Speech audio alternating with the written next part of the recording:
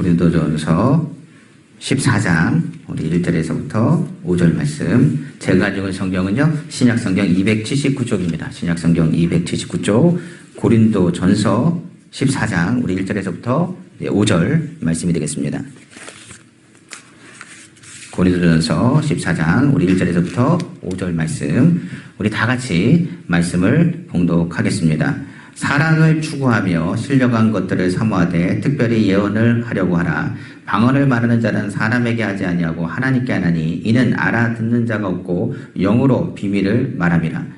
그러나 예언하는 자는 사람에게 말하여 덕을 세우며 권면하여 위로하는 것이요 방언을 말하는 자는 자기의 덕을 세우고 예언하는 자는 교회의 덕을 세우나니 나는 너희가 다 방언 말하기를 원하나 특별히 예언하기를 원하노라. 만일 방언을 말하는 자가 통역하여 교회의 덕을 세우지 아니하면 예언하는 자만 못하느니라. 아멘. 오늘 본문에 나오는 고린도 교회는 무엇보다도 성령이 충만하다 하는 은사 중심의 교회가 바로 고린도 교회였습니다. 문제가 되는 것은 고린도 교회의 잘못된 은사주의 때문에 이 파벌이 나눠지기 시작했습니다. 어떤 파벌이 나눠졌느냐? 개바파가 있고, 그러니까 베드로에 속한 베드로파가 있고, 어떤 파는 아볼로파가 있고, 어떤 파는 바울파가 있고, 어떤 파는 예수파가 있었습니다. 그 사람들은 방언하고 예언하기 시작했고, 각종 은사들이 그 가운데 성령의 역사와 함께 나타나기 시작했는데, 이것이 성령의 역사를 통해서 그 본질을 깨닫지 못하여 결과적으로 뭐라냐, 방언하는 사람은 자신의 신앙의 척도를 방언으로 삼아서 오히려 방언 못하는 사람을 무시하기 시작하고, 오히려 예언하지 못하거나 은사가 나타나지 않은 사람은 하수같이 생각해서 오히려 신앙생활에 돕거나 사랑으로 실천하기보다는 비양랑거리는 일들도 비일비재로 발생하기 시작했습니다.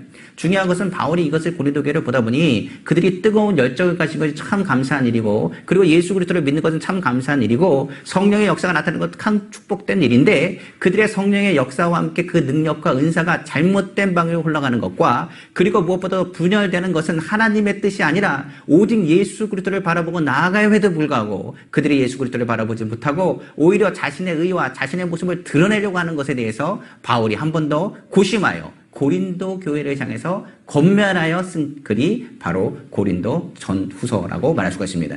특별히 고린도전서는 이런 부분에서 무엇에 집중해서 이야기하느냐, 이 언어와 말에 집중해서 얘기하고 있습니다. 성경에 보는 이 방언과 바로 예언이라는 걸 그렇습니다. 다른 여러 가지 은사들은요, 병 고치는 은사는 바로 그 자리에서 형상이 나타납니다. 치료를 위해서 기도하면 치료받는 역사가 나타나고, 무엇보다 모든 봉사하고 헌신하는 것은 그 모든 것의 모습과 모양과 그 헌신하는 모습을 통해서 나타나는데, 말이라는 것은 그렇게 나타나지가 않아요. 그러니까 무엇보다도 방언하는 것과 예언하는 것을 통해서 현상이 나타나야 되는데도 불구하고 나타나지 않거나 더디가는 경우가 있어서 오히려 이것을 향해서 이야기하거나 비양랑거리는 말로 오히려 그들의 믿음과 축복에 대한 메시지를 감추거나 하나님의 영광을 드러내지 못했던 일들이 종종 발생했음을 알 수가 있습니다. 그렇기 때문에 바울은 이것을 강조하면서 각종 은사가 나타나고 하나님의 역사가 나타나는 그 본질적인 부분에 대해서 무엇을 주의할 것을 강조했느냐, 이 말이라는 것을 주의할 것을 강조하면서 방언과 예언에 대해서 이야기하고, 오히려 방언하는 사람은 무엇을 사모하라, 방언하지 말라는 것이나 더 방언하고 그 가운데 무엇하기를 방언을 통변하며 예언하기를 사모하라고 강조하는 부분입니다. 그런데 우리가 얘기하는 것처럼 단순히 예언이 하나님의 말씀에 대한 대언이다라고 얘기하면서 끝나는 것이 아닙니다. 하나님의 말씀의 대언은 다른 것을 얘기하지 않아요. 오늘 본문 3절에도 이야기하고 있죠. 그러나 예언하는 자는 사람에게 말하여 덕을 세우며 권면하며 위로하는 것이라. 그러니까 예언하는 사람은 그 사람의 마음을 위로해주고 하나님의 뜻과 하나님의 계획에 대해서 권면하여 믿음이 바로 설 수 있도록 도와주는 역할을 감당하는 은사가 될 수 있는 거예요. 그렇기 때문에 이 은사에 대한 부분들을 오늘 좀 나눌 텐데, 무엇보다도 성령의 은사로 충만하고 그 은사의 본질을 깨달아 알아 하나님께 영광 돌리면서 오늘 기름 부으심과 함께 하나님의 역사가 기적을 나타내는 하나님의 귀한 일꾼 나되시기를 다시 한번 주님의 이름으로 축원합니다. 중요한 것은 저는 이렇게 보합니다. 방언과 예언, 그것은 나눠지는 것이 아닙니다. 하나님의 언어이기 때문에 그렇습니다. 그러나 방언과 예언의 그 본질을 우리가 알아야 됩니다. 중요한 것은 많은 사람들이 예언한다고 말합니다. 우리가 아는 것처럼 예언은 아까도 얘기했지만 권면과 위로에 대한 메시지를 담고 있습니다. 많은 사람들이 방언한다고 했습니다. 방언하는 그것을 통해서 우리는 무엇을 했냐? 성령의 기름 부으심과 하나님의 역사에 대한 부분들, 그리고 믿음을 견고히 가질 수가 있습니다. 중요한 것은 이것은 믿음의 척도라고 얘기하지 않았습니다. 방언을 하든 예언하든 그 모든 것의 기반에는 뭐가 깔려 있어야 되느냐? 하나님의 사랑이 깔려 있어야 된다는 이야기입니다. 그러니까 본질에 대한 하나님의 사랑이 없다고 한다면 물리는 꽹과리밖에 되지 않습니다. 산을 옮길 만한 믿음이 있다 할지라도 사랑이 없으면 그것은 아무것도 아니라고 했습니다.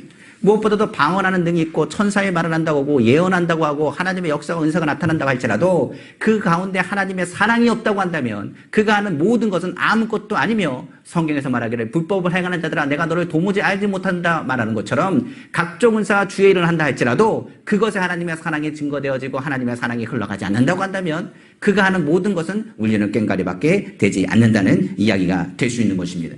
그러므로 우리가 하나님의 말씀을 선포할 때 그리고 하나님의 은혜가 넘쳐났을 때 예언을 더욱더 사모하라는 얘기는 그 예언의 말에는 방언과 달리 무엇을 얘기하냐 하나님의 사랑을 분명하게 성도들과 그리고 이웃들과 그리고 위로받고자 하는 자에게 전달되어지기 때문에 그렇습니다.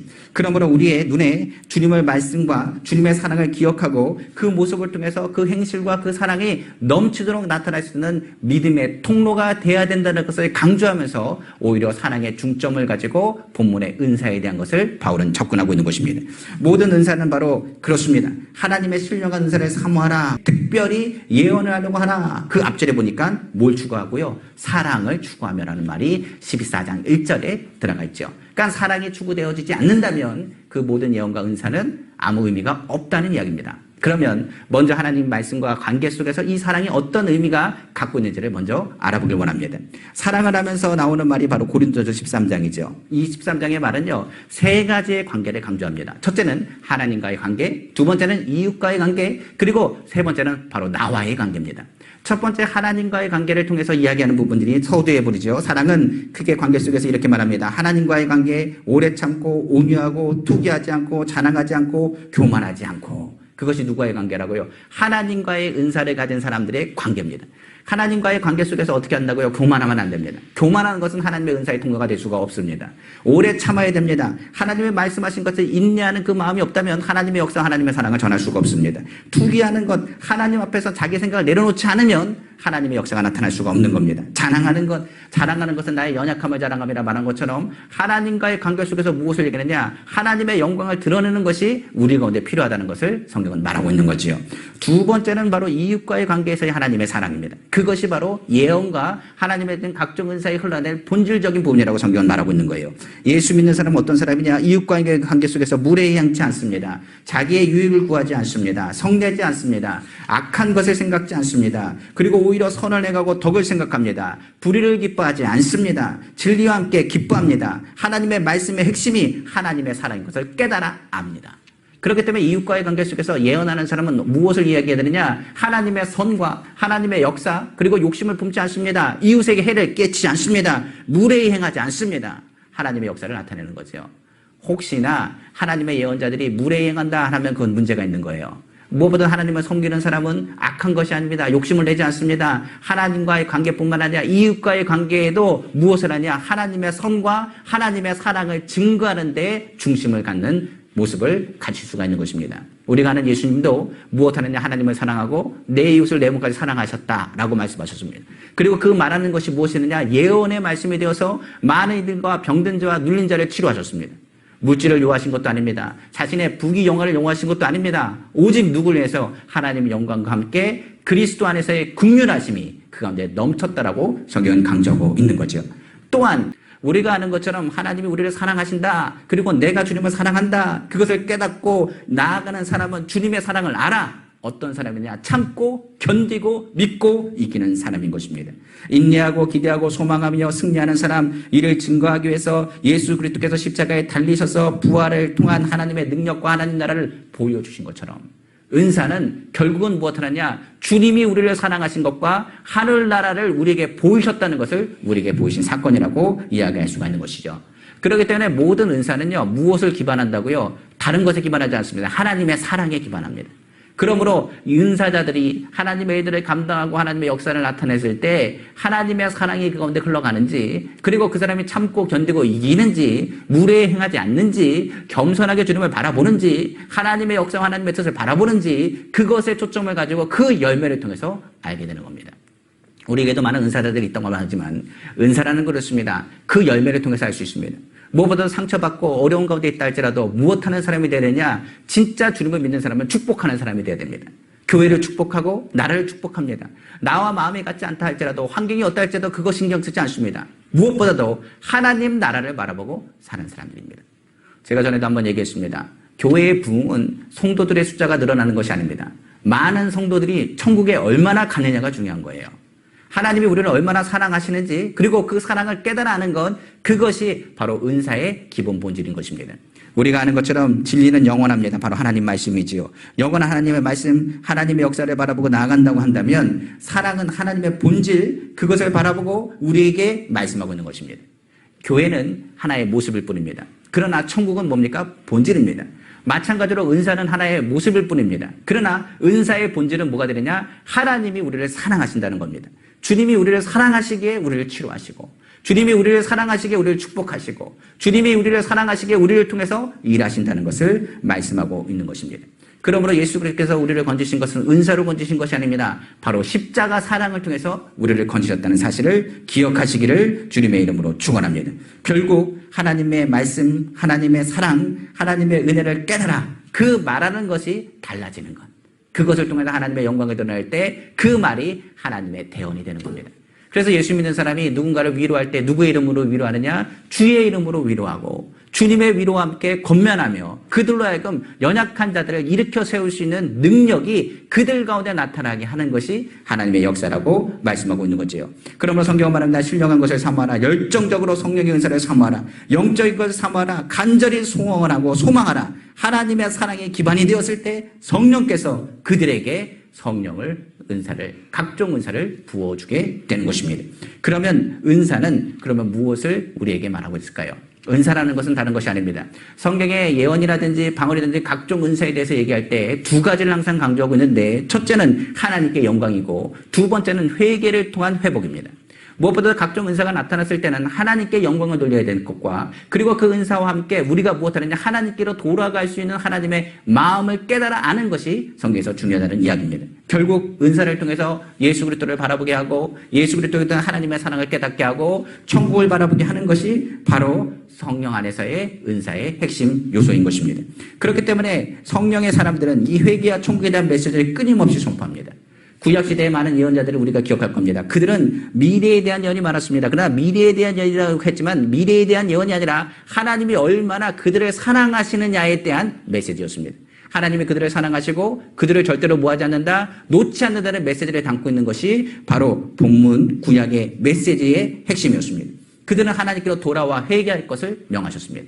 신약에 많은 예언자들이 있으며 특별히 바울과 실라 같은 사람을 성경은 뭐하냐? 예언자라고만 합니다. 그들의 메시지는 뭐하느냐? 예수 그리스도를 사랑을 알아 종말론적인 메시지를 가지고 주님의 나라가 가깝다는 것을 선포하고 천국과 회복과 위로와 승리할 것을 선포하고 있는 것이 본문에 대한 메시지라고 볼 수가 있습니다. 그렇기 때문에 성경에서 말하는 것처럼 천국을 바라보며 믿음의 주여 온전케 하시는 이인 바로 예수를 바라보는 것, 그것이 바로 예언의 핵심인 것입니다.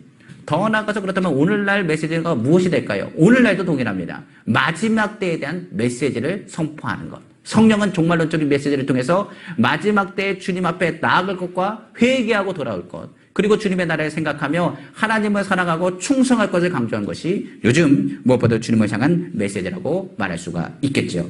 그러면 이 메시지는 무엇과 연관이 될까요? 그 메시지가 바로 기름 부으심과 연관이 됩니다. 저는 오늘 예언에 대한 것, 각종 은사에 대한 것, 성령의 사모에 대한 부분 얘기하면서 강조하고 싶은 것이 바로 기름 부으심입니다. 우리 성도님의 삶 가운데 기름 부으심이 좀 나타났으면 좋겠고 그 기름 부으심을 통해서 마지막 때에 지혜로운 다섯 처녀와 같이 주님이 부르실 때에 아멘하고 나아가기를 다시 한번 주님의 이름으로 축원합니다. 기름 부으심에는 성경을 바탕으로 한 네 가지로 분류할 수가 있습니다. 첫 번째 일반적인 기름 부으심입니다. 이 기름 부으심은 무엇을 얘기하느냐? 주의 말씀이 들리는 거예요.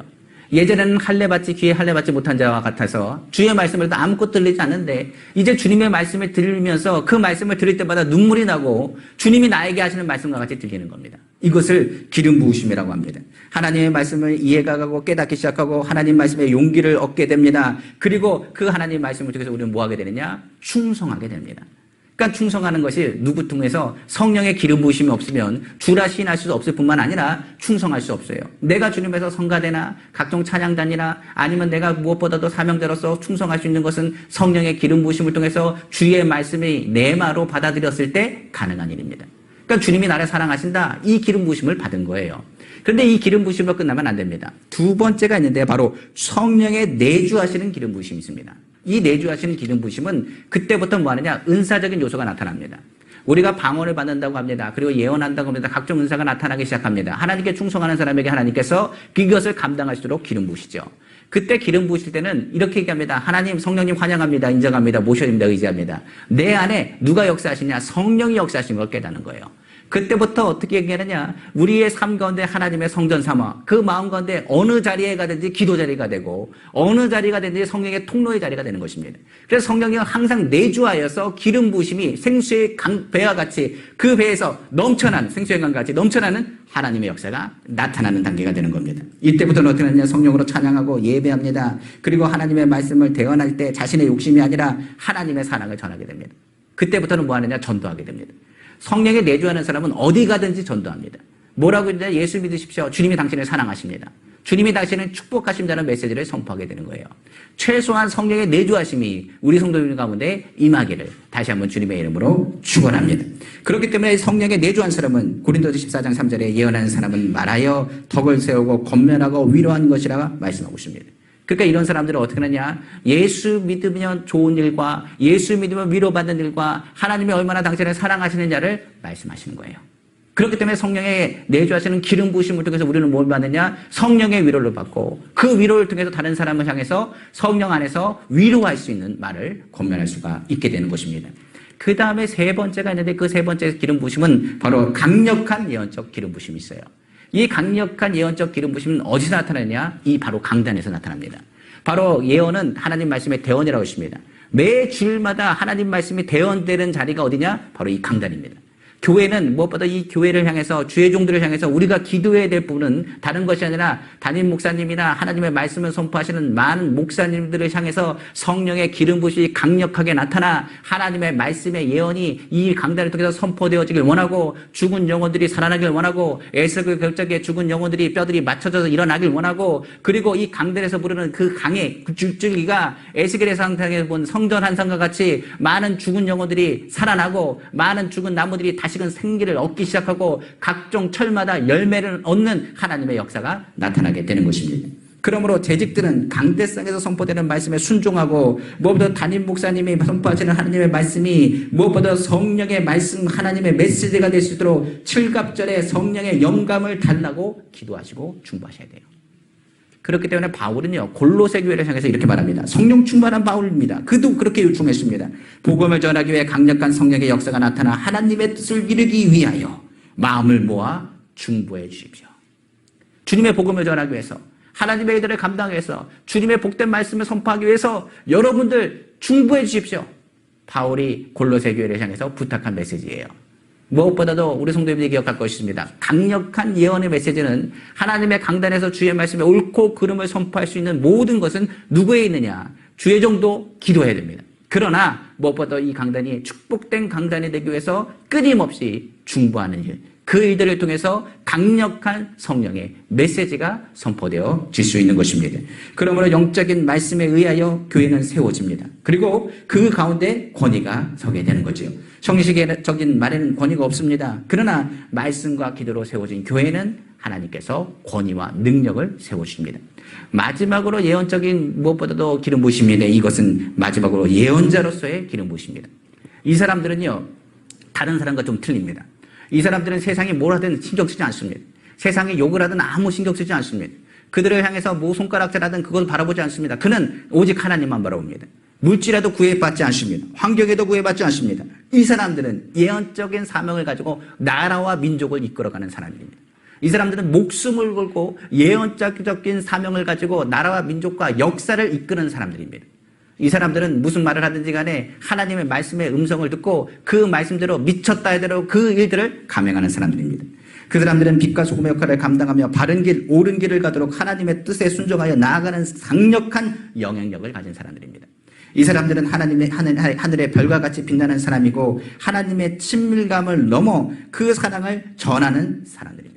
이 사람들은 하나님을 너무나 잘 알고 하나님의 사랑을 알기에 이 사람들은 하나님과 이야기하며 대화하듯 말하고 그들을 향해서 선포하는 메시지를 통해서 주님의 메시지를 강력하게 선포하는 사람들입니다. 예언자 중에 구약에 보면 요나가 그랬고 예레미야, 에스겔, 이사야, 이들은 하나님의 친밀감을 통하여 하나님의 사랑을 선포한 사람들입니다. 성경 구약에 대표적인 또 한 사람이 있는데 그 사람은 바로 아브라함입니다. 아브라함 같은 경우는 성경에서 예언자라고 말했습니다. 이는 내 예언자라고 말했습니다. 이 예언자는 하나님과 친밀한 이 아브라함을 향해서 하나님께서 하신 말씀입니다.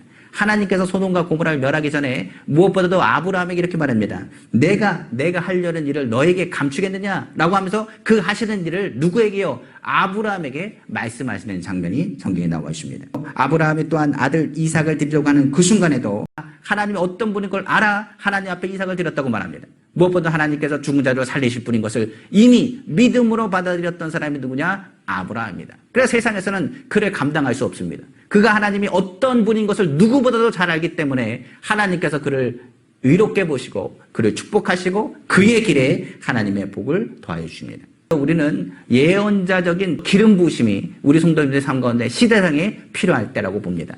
이 나라와 민족을 위해서 이끌어가는 예언자적인 기름 부으심이 나타나기 위해서는 어떻게 해야 될까요? 다른 것이 없습니다. 성도님들 부도가 나라와 민족을 위해서 기도하고 한국교회라도 중보하고 주님 앞에서 기름 부으심이 늘 끊어지지 않도록 하나님의 역사가 나타나기를 바라봐야 되는 것입니다. 말씀을 마치겠습니다. 오늘 은사에 대해서 잠깐 이야기 드렸습니다. 하나님을 경외하고 나아가는 것, 하나님의 역사가 나타나는 각종 은사가 나타날 때는 두 가지 중에 하나입니다. 첫째는 하나님이 우리에게 주신 메시지가 있습니다. 그 메시지는 바로 회개를 가지고 이야기하고 더 나아가서 하나님께 영광을 돌리며 오직 주의 이름이 드러나길 원하신다는 사실을 기억해야 됩니다. 기적은 다른 것을 얘기하지 않습니다. 하나님의 일하셨음을 선포하길 원하시기 때문에 그래요. 우리 삶 가운데 우리가 늘 회개하고 성령님을 환영하고 인정하고 모셔드려 그 마음 가운데 하나님의 은사가 불일 일어나기를 다시 한번 주님의 이름으로 축원합니다. 그래서 우리 성도님들이 기억할 때 방언 기도하실 분들은 많이 방언 기도하십시오. 방언 기도하면서 내주하시는 성령의 기름 부으심이 넘쳐나기 시작하면 그때부터 나의 말이 무엇으로 바뀌느냐? 예언의 말로 바뀝니다. 위로의 말로 바뀌고 권면의 말로 바뀌고 축복의 말로 바뀌게 되는 것입니다. 무엇보다 세상에서도 언어를 빨리 배우려면 그 나라 언어를 많이 듣고 말하라고 말하는데 마찬가지로 방언은 천상의 언어라. 우리가 주님의 말씀 우리가 알아듣지 못해도 끊임없이 반복하고 이야기하고 선포할 때 이 방언의 말이 성령의 기름 부으심과 함께 우리로 하여금 대언의 말로 바뀌어 우리가 하나님의 기쁘신 뜻이 무엇인지 알아 마지막 때에 빛과 소금의 역할을 감당하는 예언자적인 사명을 감당하기를 다시 한번 주님의 이름으로 축원합니다. 성령의 열매가 성숙하게 익어가면 인격적인 변화가 일어나기 시작합니다. 그리고 그 언어가 창조적인 언어가 되고 영적인 언어가 되어서 많은 죽어져 있는 영혼들을 향해서 생기를 불어일으켜 다시금 생명력을 얻고 하나님의 뜻을 이루게 되어지는 것입니다. 그러나 기억하십시오. 모든 은사의 기본 바탕은 뭐라고요? 본질은 하나님의 사랑입니다. 우리가 주일하는 것도 하나님의 사랑을 위한 것이고 우리가 먹든지 마시든지 무엇이나 하나님의 영광을 위해서 살아가는 것처럼 주님이 우리를 사랑하신 것과 십자가 사랑을 붙잡고 늘 주님의 사랑을 실천하여 나가기를 다시 한번 주님의 이름으로 축원합니다. 우리는 하나님의 도구입니다. 우리는 하나님의 종입니다. 우리는 하나님의 영광을 돌리며 오직 하나님 나라 확장과 하나님 그 주님이 오시는 그날까지 충성하며 믿으러 나가기를 다시 한번 주님의 이름으로 축원합니다. 그러므로 마지막 때 기억하십시오. 마지막 때는 예언자적인 기름 부으심이 임해야 됩니다. 세상을 향해서 두려워할 것이 아니라 세상을 향해서 이끌어가는 우리 은빛교회 되길 원합니다. 빛과 소금의 역할을 감당하고 세상에 감당할 수 없는 축복된 교회 되기를 간절히 소망합니다. 그러므로 두려워 떨 것이 아니라 믿음 안에 다시 굳게 서서 주의 말씀과 주님의 은혜와 주의 능력과 주의 기름 부으심을 통하여서 하나님께 영광 돌리는 우리 귀한 성도님이 다 되시기를 다시 한번 주님의 이름으로 축원합니다. 기도하겠습니다.